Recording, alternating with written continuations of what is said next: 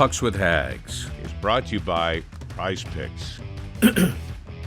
Welcome to the Pucks with Haggs podcast, a proud member of the CLNS Media Network. Make sure to hit subscribe to the Bruins Ringside YouTube channel and turn on notifications for when a new video drops on this channel. This episode is also brought to you by Prize Picks. You and I make decisions every day, but on Prize Picks, being right can get you paid. Don't miss any of the excitement this season on Prize Picks, where it is good to be right. Welcome into the Pucks with Haggs podcast, everybody. This is the 234th episode of the Pucks with Haggs podcast. Thank you for listening, interacting, commenting, rating, and grading on the website or the podcast networks, all that good stuff, rating and reviewing. I appreciate all that stuff. I'm your host Joe Haggerty. You can find my work at joehaggerty.substack.com. Subscribe and get yourself a premium membership. Get all of my Bruins and NHL writing sent straight directly to your inbox. I also write columns for the Boston Sports Journal and do a weekly Q&A with the subscribers there. So get a subscription to the Boston Sports Journal. Great content there on all of the four major pro sports teams. You can check that out on the daily basis. There's always new, fresh content on there, including right after a Patriots game with Greg Bedard, Mike Giardi, and a cast of thousands. This week's episode is going to be a mailbag episode, a Hagbag mailbag, when I answer some questions. Let's give you the current state of the Bruins. They snapped a 6-game losing streak by winning 3-2 against the Colorado Avalanche on Saturday afternoon. Really good game.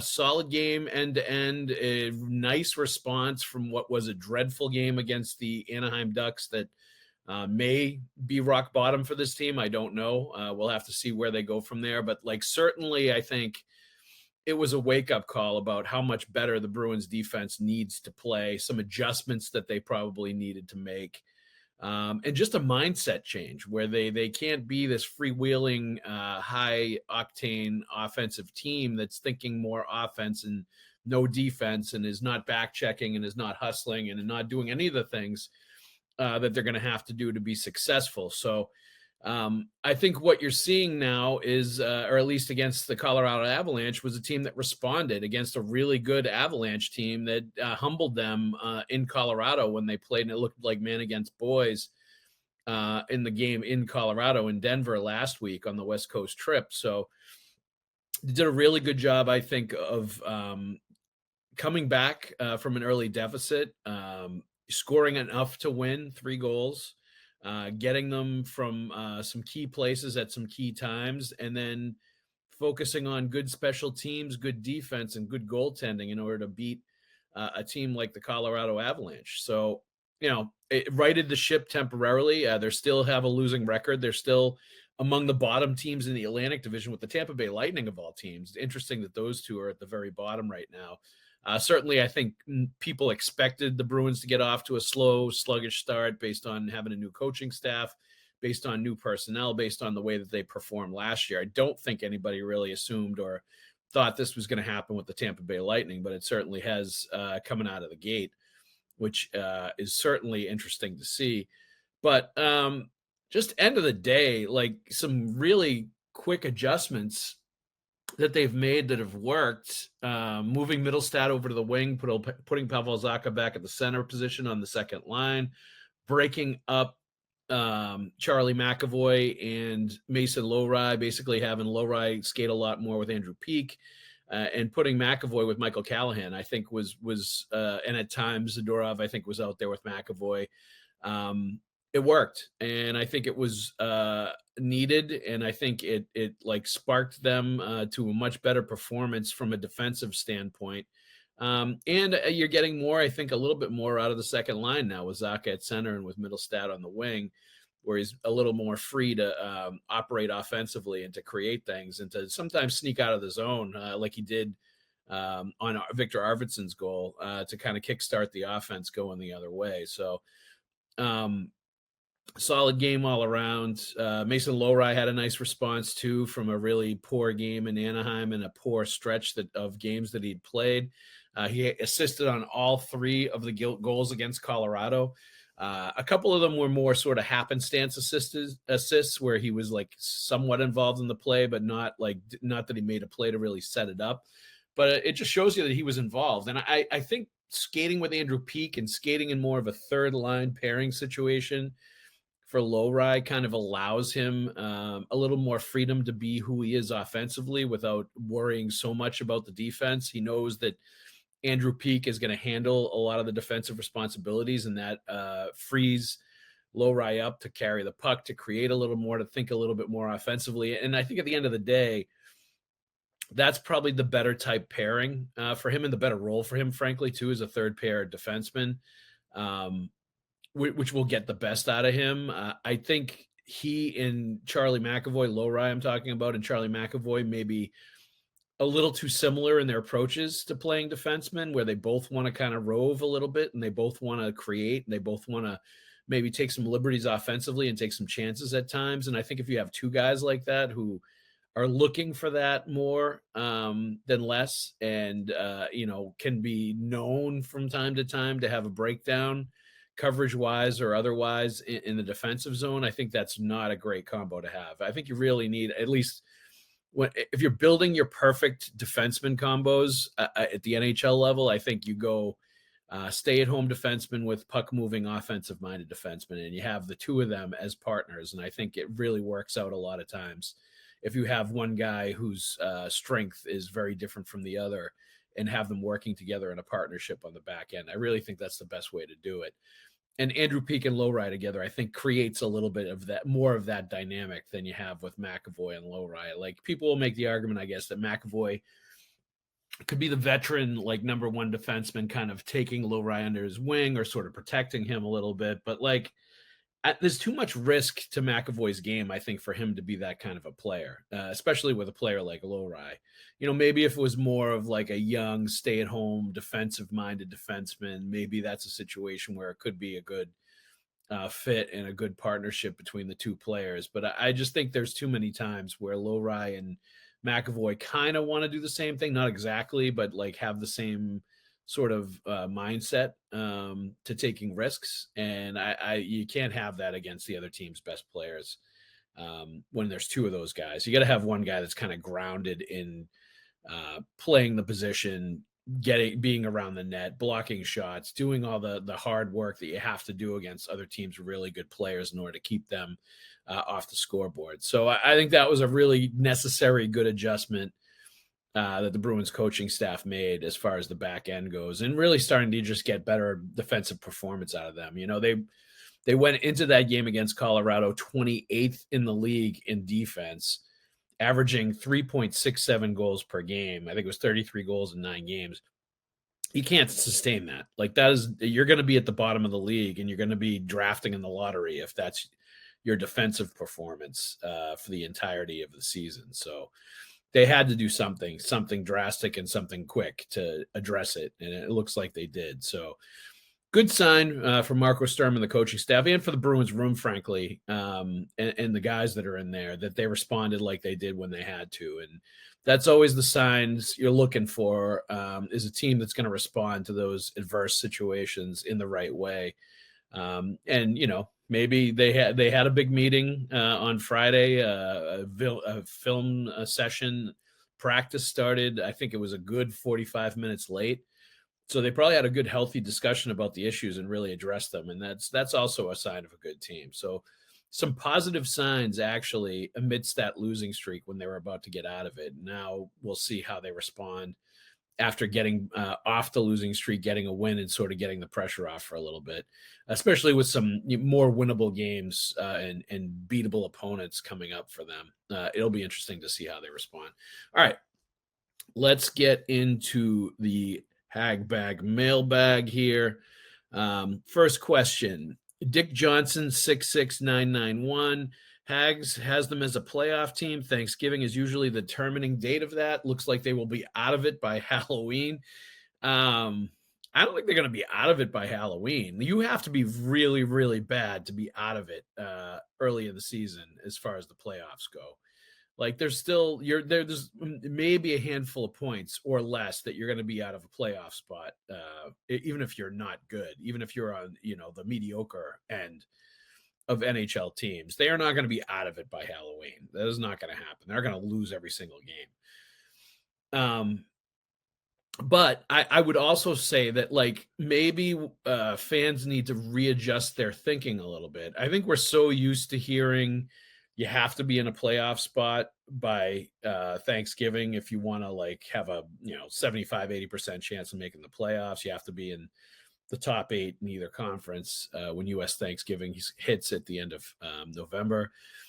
And I just don't that the pressure for that is not there for the Bruins anymore because nobody expects them to be in the playoffs. Very few people do.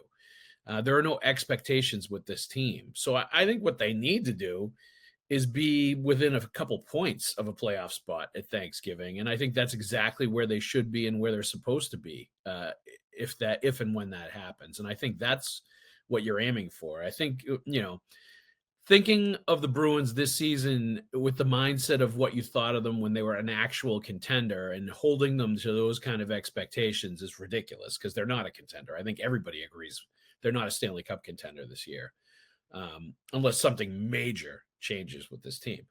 So I think what you're looking at here is a team that you would hope or expect would be within, let's say, 3 to 4 points of a playoff spot come Thanksgiving. And within like a win or two of getting into a playoff spot, a wild card playoff spot at that point. And, that still leaves room for, the 15 to 20% of teams that make the playoffs that aren't in a spot by Thanksgiving, because there's always a team like that just about every year, at least one or two, that make the playoffs, even though they're not in the top 8 come Thanksgiving time. So I think that's what the Bruins are shooting for. I think that's what you're looking at. And I really don't think, look, if they were absolutely terrible and they lost, like, say, 15 of 16 games and 18 of 20, something like that, sure, they would be way out of it pretty quickly. And you might be able to look at Halloween and be like, oh, the Bruins aren't even going to, they're not even going to threaten for the playoffs. That's not what this team is going to be. I don't think they're going to be as bad defensively as they've been at points in these first 10 games. And I think I talked to some hockey people that I respect, and what they told me was there's some pretty significant systems changes to what the Bruins are doing.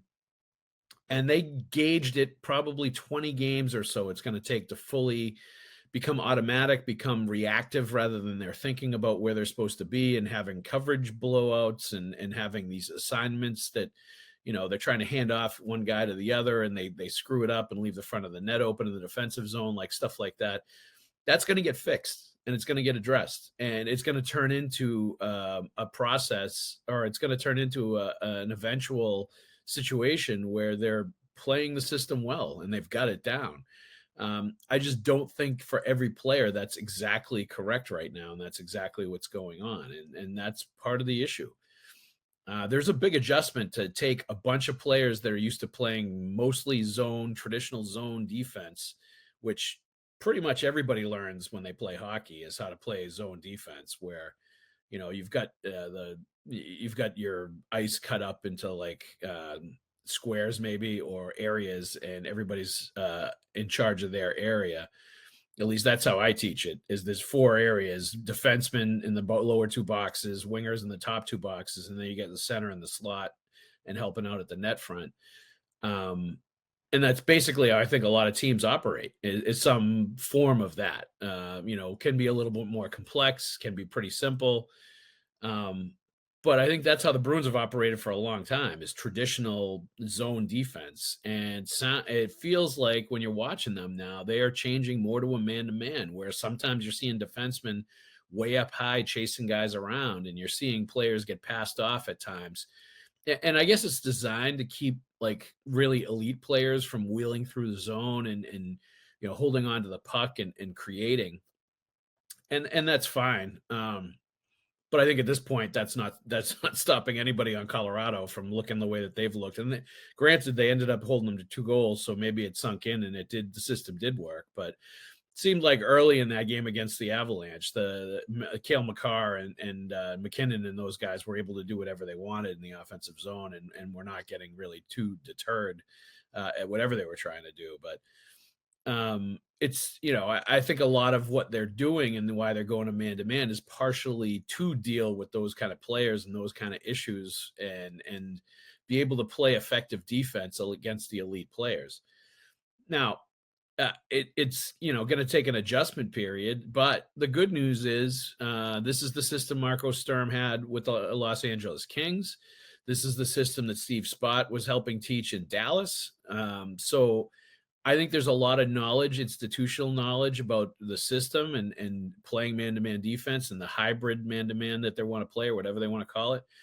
And I think eventually there's confidence there that the players will get it. And this was expected that there was going to be hiccups along the way and there was going to be some issues, even though the players will tell you there's no excuses and they're professionals and they should be able to do it. And they have meetings about it all the time and discussions and all that stuff. But, that doesn't stop you from having a moment's hesitation when it's not automatic for you. And that being something that will kill you. In an NHL game where you can't hesitate and there can't be even a moment where you're kind of off your timing or the other team will take advantage of it. And I think we've seen that a lot, I think, in the early going, and we'll see that less and less as things are going on and as it's being stressed clearly by the coaches and stressed by everybody, the players as well, because they don't want to have these mistakes anymore. All right. This is from Mitch Mo 39. I sat behind the bench last night. I believe this was the Anaheim game, and noticed Zadorov trying to pump them up repeatedly, talking about his teammates. He was really into it. Interesting vantage point. That's cool. Note. That's a cool note. Sitting that close and sort of seeing it up front, and I think it does speak to some underrated leadership. I think from Nikita Zadorov, and maybe having Zdeno Chara around and having somebody that he really looked up to around that he can bounce ideas off of or talk to about things has helped a little in that regard. But I also think as the year went on, that first year went on, you saw Nikita Zadorov getting a stronger voice, getting more comfortable with who he was in the room, and really being able to sort of flex his muscles from a leadership perspective. And that doesn't mean it's always like going to be the right thing that's being said or the right sort of reaction.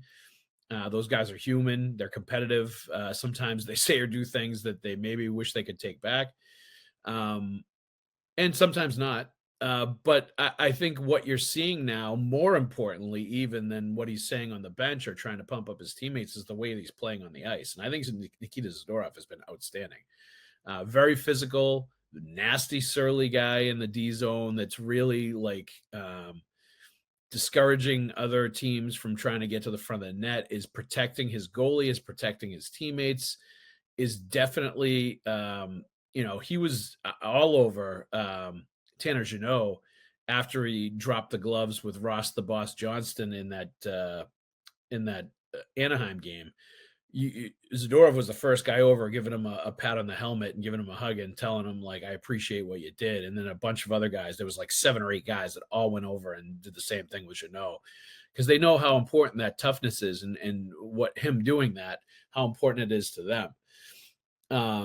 And how important it is to Tanner Jeannot and him being effective and him being a good Bruin and a good teammate and serving the role that he's expected to serve on the team. So, it's interesting and good to hear that observation of Zadorov and the way he was operating on the bench with his teammates. But I think it's borne out in the way he's playing and the way he's leading. I think he's so much more comfortable in his second year in Boston and seeing the landscape, not wanting a repeat of last year, knowing all the people involved, knowing there's a vacuum for leadership because some veterans got traded away, and knowing he can come in and fill some of that.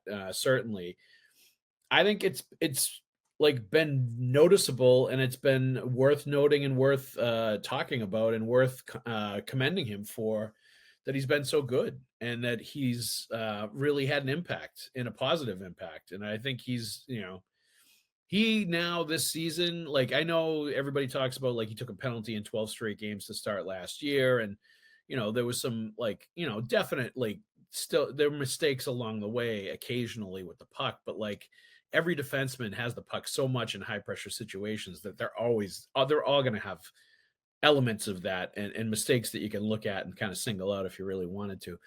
But I think the bulk of the way that he's played for most of the last 2 years has been excellent in what you would expect. And has gotten better as he's gotten more comfortable. And I think he's, the player they signed and they wanted to bring in. I think he's been that guy. And look, there's a lot of other defensemen, or there's some other defensemen on this Bruins team that don't make other teams' players pay the price and aren't consistently hard to play against all the time like they need to be. And Zadorov is you can't accuse him of any of that stuff. He is extremely hard to play against every single game. He's bringing it every single game. He's helping create offense at times. Kickstarted that 2-on-1 with Morgan Geekie, where he scored the goal against Anaheim that really should have been like a feel-good moment, but it had instead turned into a nightmare when they allowed another goal right after that. But I think you're seeing him make plays offensively. You're seeing him make plays defensively. You're seeing him be extremely physical and intimidating, and exactly what every Bruins management type that signed him hoped he would be. He's been that and then some. Certainly what the fans want, and I think the fans really like him as a player as well. What we're looking at right now is a player that's living up to expectations and living up to what everybody wanted him to be. And I think he needs to be applauded for that. And it's great to hear and see that he's also been an encouraging guy on the bench that is, enthusiastic and positive in his leadership. All right, let's take a break from the podcast action to talk about our friends at Prize Picks. Prize Picks is the largest daily fantasy sports platform in North America and the easiest and most exciting way to play daily fantasy sports. Join over 10 million users and get started today. Instead of battling thousands of other players that could be pros or sharks, you simply pick more or less than on 2 to 6 player stat projections, and you'll watch the winnings roll right in. It's fun and it's super simple. Prize Picks also offers injury reboots. If one of your players leaves the game in the first half and doesn't return, Prize Picks won't count it as a loss. You can now win up to 2,000 times your money on Prize Picks. They also offer Venmo, MasterCard, and Apple Pay for quick and easy deposits into your account this sports season. Our picks for this week are Dylan Larkin, more than 1.5 shots on net, Jack Hughes, more than 2.5 shots on goal, and Cole Caulfield, more than 0.5 goals. Download the Prize Picks app today and use the code CLNS to get $50 in lineups after you play your first $5 lineup. That's code CLNS to get $50 in lineups after you play your first $5 lineup. Prize Picks, it's good to be right. Let's also let everybody know that you are listening to the CLNS Network's Pucks with Haggs podcast episode. We ask that you subscribe to the podcast, like and leave a review. And for those watching the show on CLNS and enjoying all this hockey talk, go ahead and hit that like button and subscribe to the Bruins Ringside YouTube channel, where you can find our show and a lot of other great Bruins content with fellow Bruins talkers like Conor Ryan and Evan Marinofski. There's also the CLNS Media Network and Celtics All Access on CLNS, the NBA History Channel, Patriots Press Pass, and the Bruins Ringside YouTube channels as well. Also, please make sure to turn on your notifications so you know the very instant a new Pucks with Haggs podcast video drops on the interwebs. All right, let's get to another question. I'm okay. This is from TT Ryland. I'm okay with a couple of bad seasons here. We need more solid prospects. Hell, I'm okay with tanking if the chance of getting Gavin McKenna is there. We are not a contender, so I am not lying to myself saying we are. Like I said before, I don't think anybody is saying that this team is a Stanley Cup contender this year. I just don't think people see it that way. Realistic people don't see it that way. I don't see it that way. But just because you're a contender doesn't mean you're not going to make the playoffs, or at least threaten to make the playoffs. And they can't trade the whole. It's going to be difficult for them to trade away enough to get Gavin McKenna. They'd have to trade Jeremy Swayman or tell him to stop playing. They would have to trade Charlie McAvoy. They would have to trade David Pastrnak.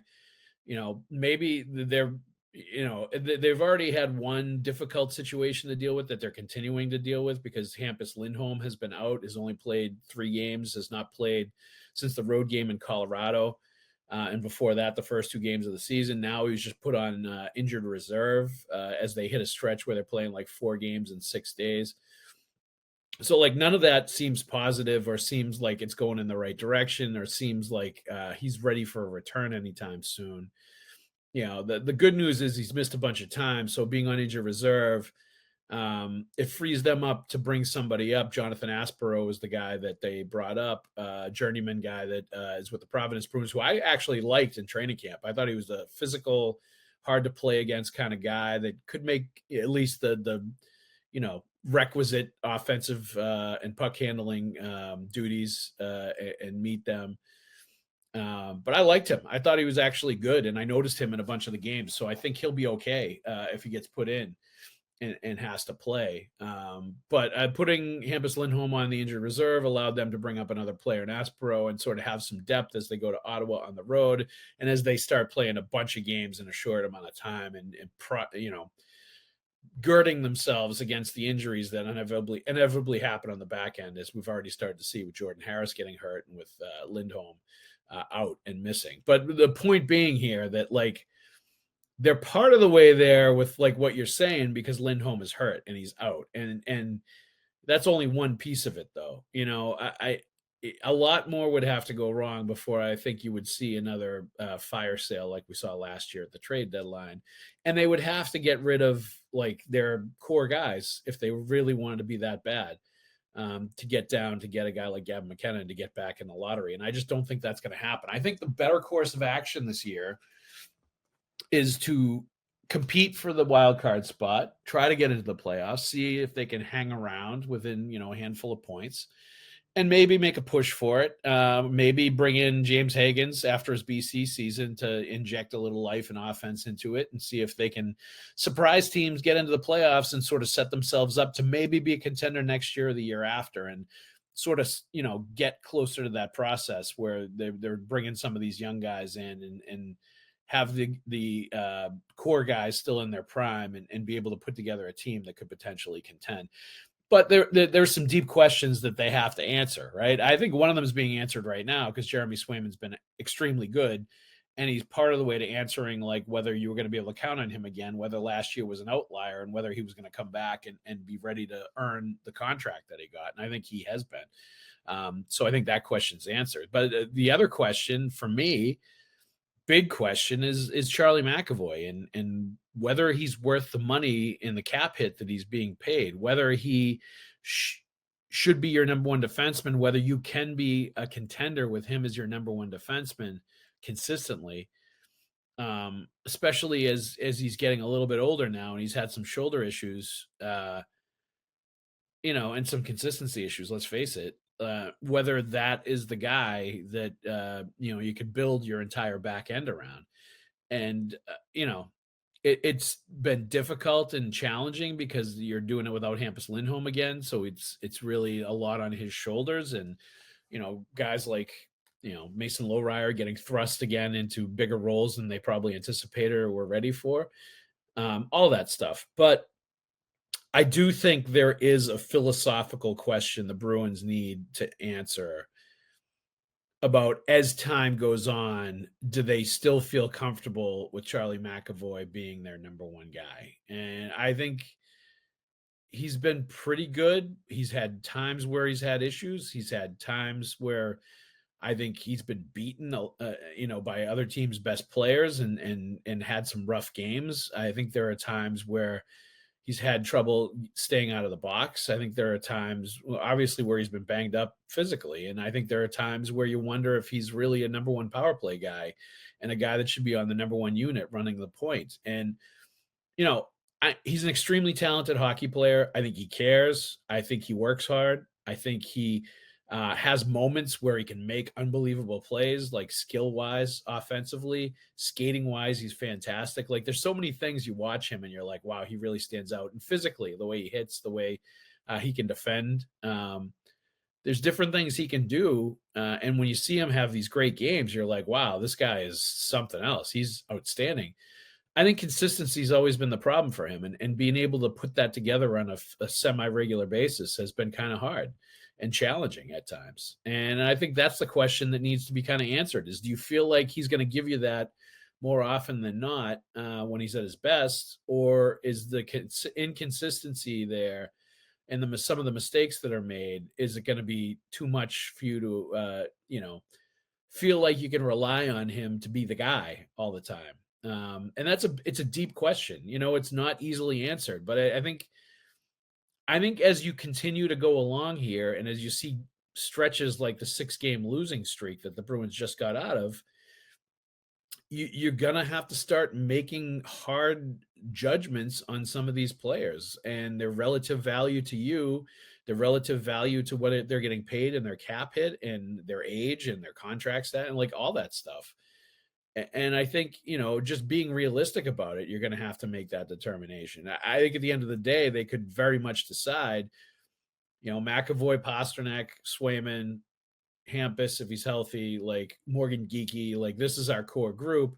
And we're going to just add to that with some of these young guys, and we're going to see what we get and see what we have. And that could realistically very easily be the way that they go. And especially knowing that it's hard to find this number one defense. If you don't think Charlie McAvoy is a number one defenseman, it's going to be extremely hard to find somebody that's better than that to be your number one defenseman. Like it's going to be hard to find an upgrade from him. Via trade, via free agency, like drafting a guy, it's going to take years because of how difficult it is and how long a process it is to develop like a top flight elite, the number one defenseman, top pair defenseman.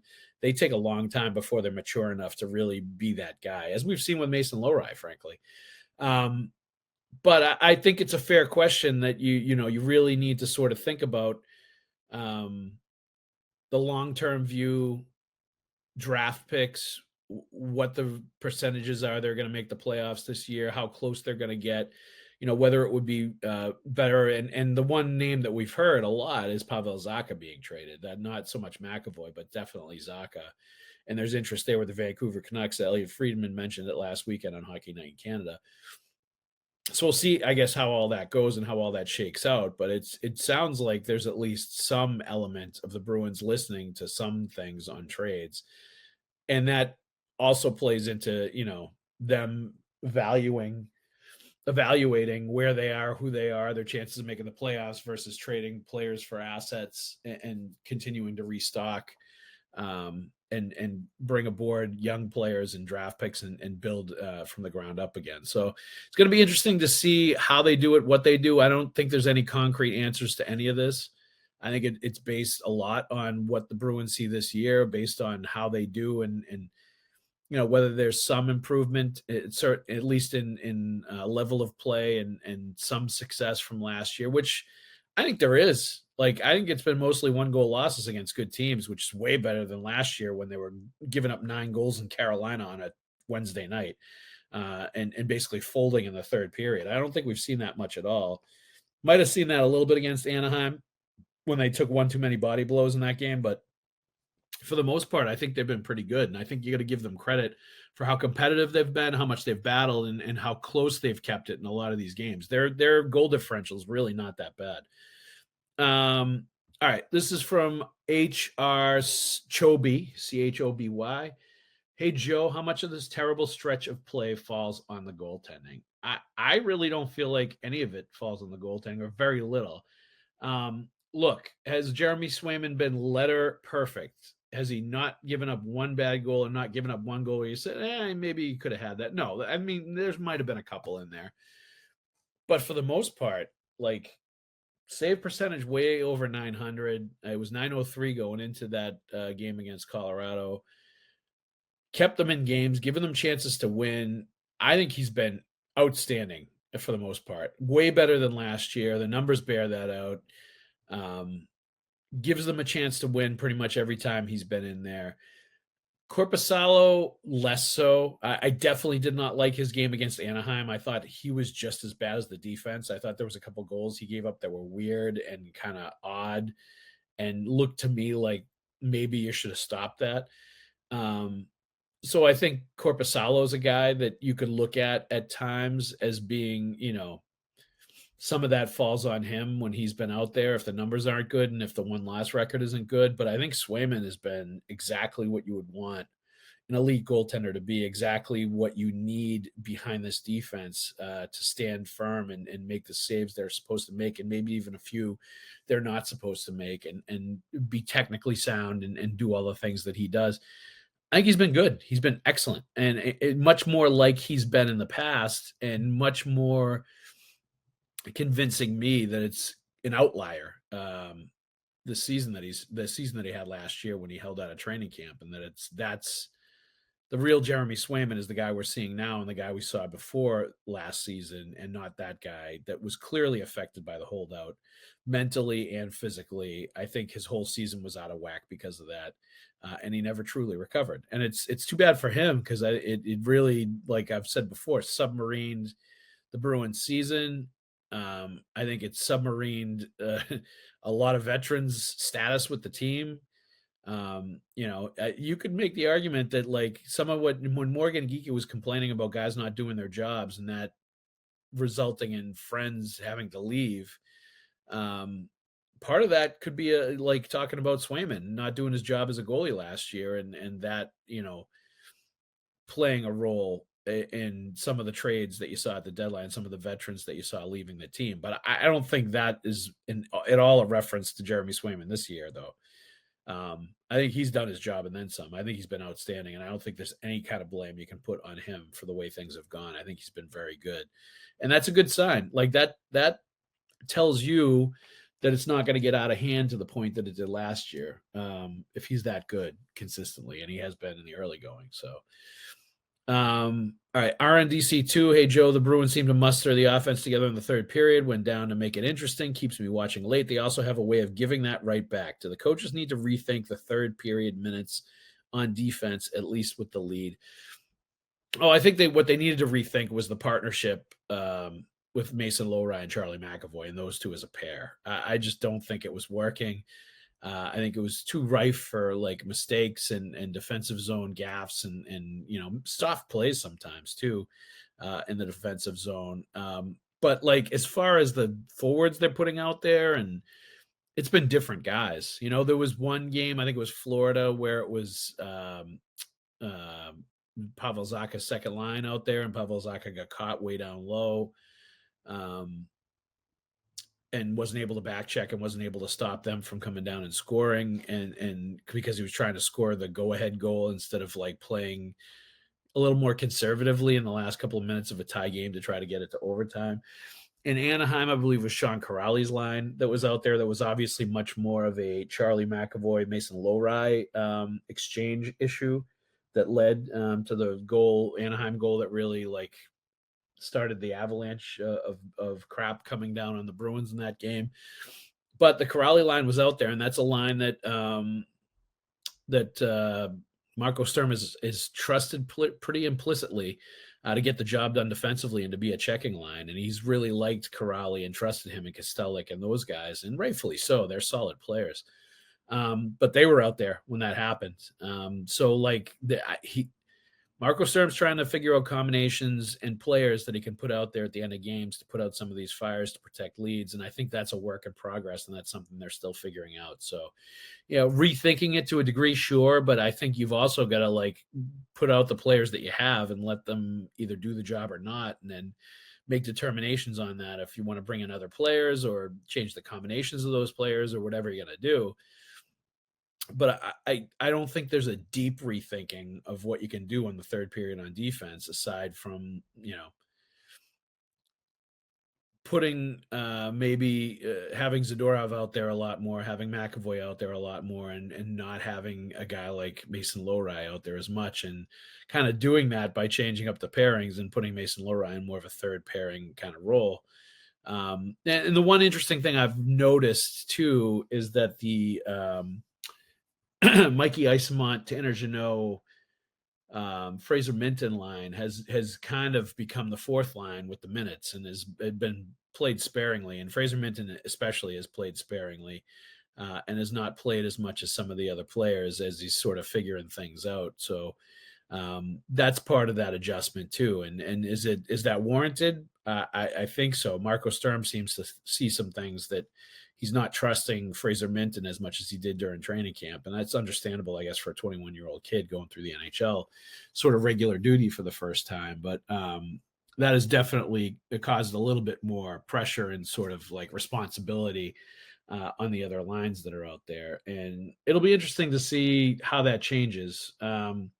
They held on to a small lead. They did give up a goal late, but they held on against Colorado in that game on Saturday, that win on Saturday. And maybe that was a vote of confidence for some of those players and some of what they're doing. But they're going to have to continue to show that they can hold strong after they score goals. They can keep focus and keep the energy up and keep the other team off the board, because they've allowed enough goals after they've scored now that other teams have seen that and recognized it. And they're going to be coming like bloodthirsty sharks right after the Bruins score a goal to try to get that momentum back and punch them right back in the face and steal that momentum back and kind of, really discourage them and crush their spirit with goals scored right after the Bruins score. And that's something that they know, and they're going to try it, I think, to keep preying on the Bruins for until they prove that they can stop it and not do it anymore.